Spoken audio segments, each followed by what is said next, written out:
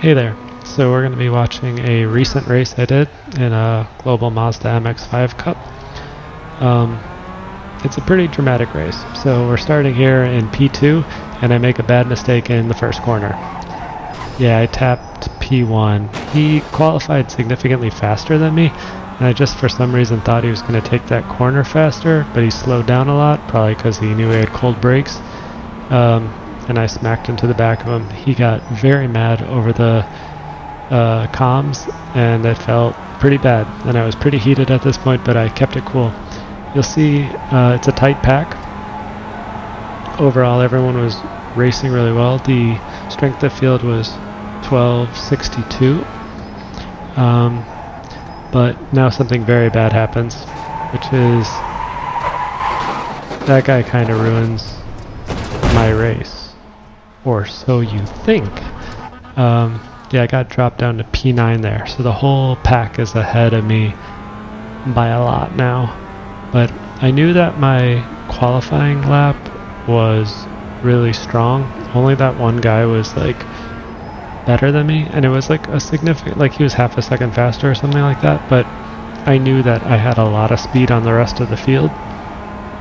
So from this point on, we're the underdogs. We've gone from P2 to P9, and I'm going to be racing real hard to try to get some positions back. Going back to that first corner though, yeah, it's like I was following his brake lights.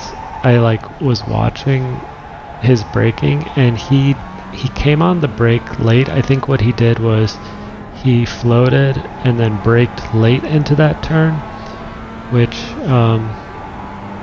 it just threw me off, and I had cold brakes and I hit him. When I got hit, it was through that turn right there. I thought I was doing the right thing. I was holding my line, felt good about it, I felt in control, but that guy who was on my inside didn't want to give up that position, even if it meant spinning the both of us out. I don't think he probably intended on doing it, and I don't think he probably knew how to avoid it, but it is what it is.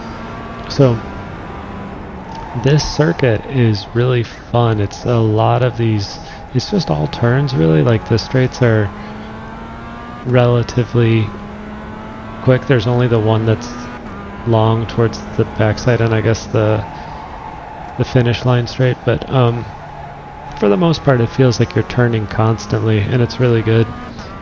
The line is not hard to learn. At least in my case, I didn't feel like particularly challenged by it, but it's hard to perfect because these turns, like the apexes, because they're slow turns and they're pretty, not wide, but they're like stretched out a bit for their speed. Finding the apex exactly is pretty challenging, and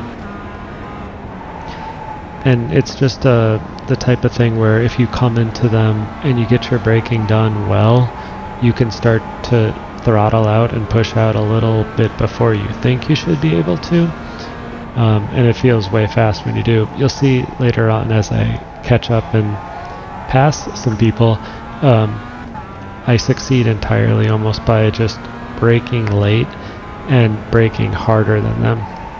I pick up one spot here, just that guy spun. Had nothing to do with me, but I'll take it. We're in P8 now, on lap 4.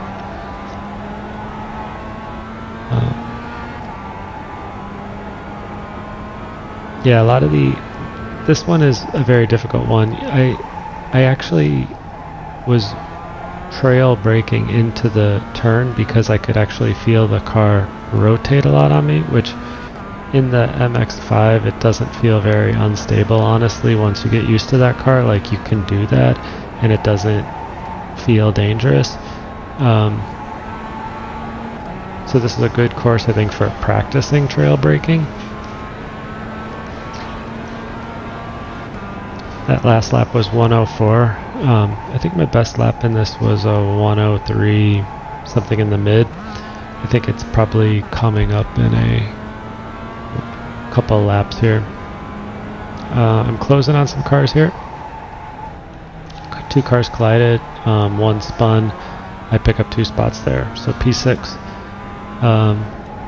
So we got 3 spots back already, but now the racing begins, because I think after this point nobody's just giving me spots. I have to fight for them. So you can see like I pick up a lot of speed on that guy just by braking a lot later than him. I think it's a bit of a fight with this guy here where he's pretty good, and I was picking up speed on him, but I wasn't picking up enough speed on him to just easily pass him. Something I learned a lot in this race was just like diving on the inside and taking that risk. I think we'll see some examples of it.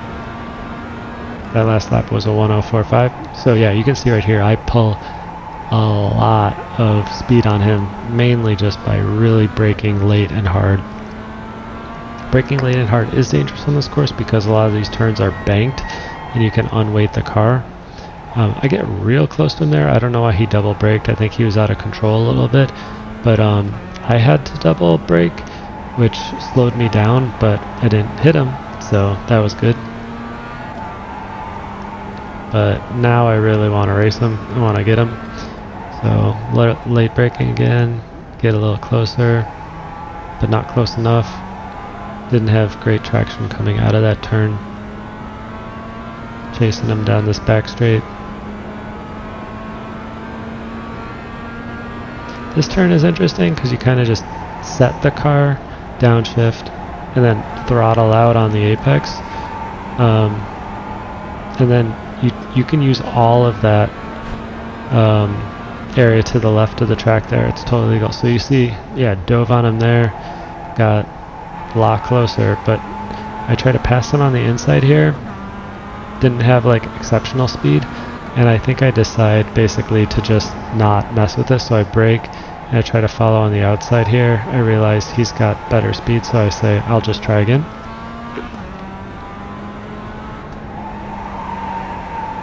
A little bit of oversteer there slows me down. This turn kind of scary to try to pass on, so I just kept it cool, and I figure I'd try to go pass him on that turn 1 or whatever it is after the finish line. Pretty hard to pass in this area up here, even though I'm like, you can see I'm gaining on him. But I'm on the outside now. He caught the inside. I think I tried to pass him on the left here. No. This is it. I get on the inside, and this is my move. I just late brake, and now I'm in front of him. I came in too fast still. You can see I like missed out the apex, and he almost got back at me, but it worked. It feels like that's a major way to overtake, just to get on the inside if you know you're faster through a turn, brake, and then just hope they don't hit you. Because it forces them to, if they're paying attention to you, it forces them to like say, you know, I gotta take the outside line here. And if they're slower, double whammy. That's what I'm learning. I said that more confidently than I actually feel. I feel like I'm still trying to understand that well. So look at that, we're in P5. We're on lap 8. So over halfway through the race. But want more position, so we're going to chase some other people down.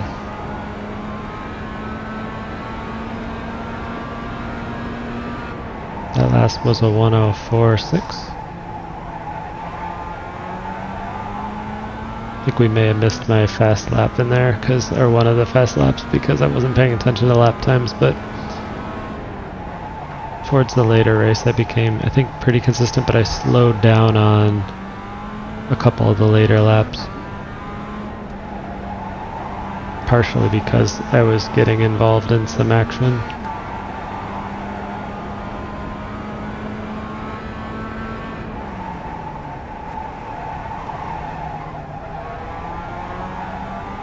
Yeah, the hardest thing with this car is just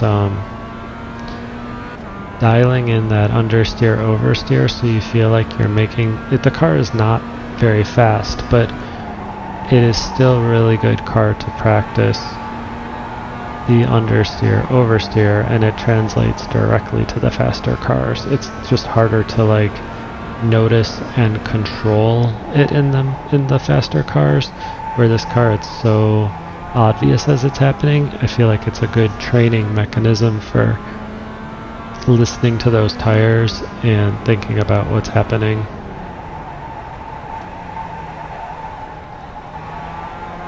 Like turn like that sounded pretty good. I didn't hear a lot of understeer or oversteer as I powered out of there.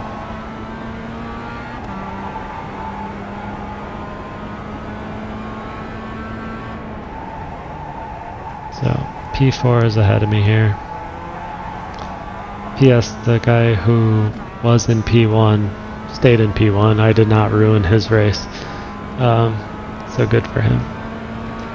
I actually raced another race with him earlier in the week, and he also got P1 in that race too.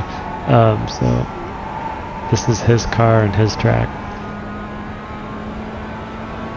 Okay, that was a 103.9. I think I have one lap that's faster than that one, but I'm in the 103s now, which I think is a good time. I think that's what I qualified with, a high 103.9 or something like that.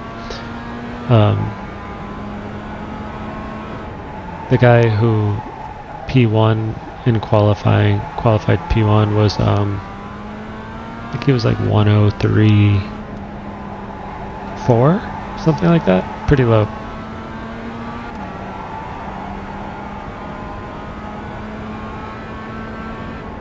I haven't looked on VRS with this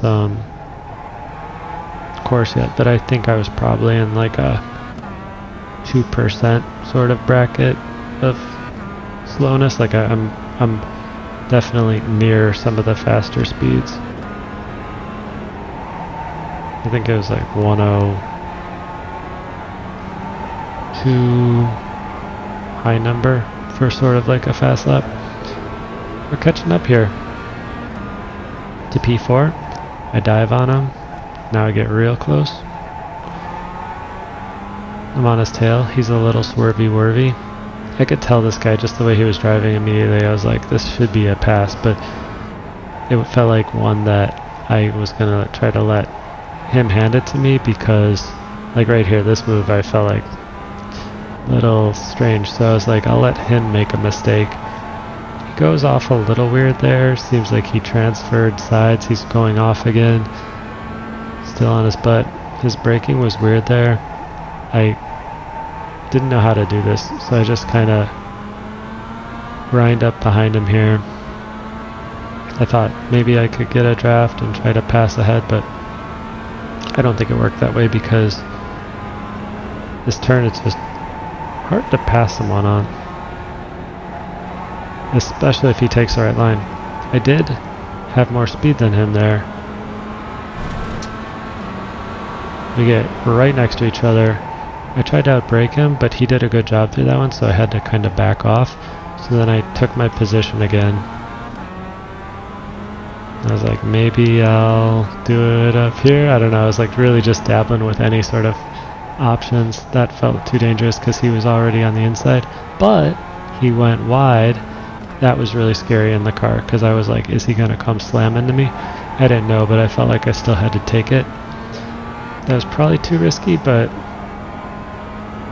I don't know. It was in the moment, it just felt like I had to take the position. So look at that, we're P4 now. We're on lap 13.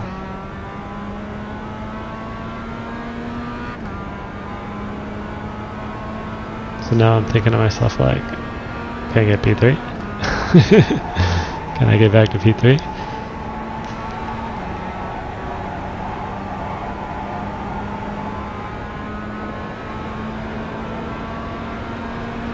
Yeah, diving into this turn, the car will definitely unweight and unsettle in different ways, but at the same time, as long as you can control the MX-5 well, if you feel like you know the car well, like I would often still make mistakes going into that turn, but still be okay. I don't know, it's like, it was forgiving, although it was, I'm sure it would not be forgiving if the car was more unfamiliar.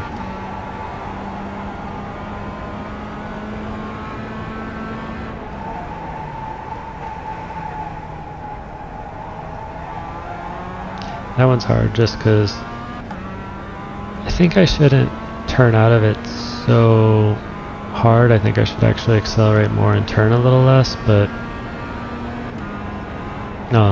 it's hard just to angle on it. Feels very sharp. You can see that guy's still on my bum in the rearview mirror here. But I wasn't too scared. I knew this is the last lap. I was thinking, okay, this is lap 15. All I have to do is really not make any gross errors. The car in front of me is actually not P3. That was like someone who was behind a lap. So P3 was so far out. You can see like, you know, I think they were like 8 seconds out or something like that. So I decided I'm not going for P3 at this point. I just want to complete the race with my position. So I drove this last lap very conservatively. I think the guy behind me actually pulls up some speed there, possibly. Yeah, he's close to me. But this last turn, like I said, it's like really hard to pass on, and I kind of just felt like we're in the clear. So come around here, take it nice and easy. Beautiful, easy on the accelerator. Drift off the side a little bit, and that's that. We got the P4. That's the final. Thanks a lot for watching this video.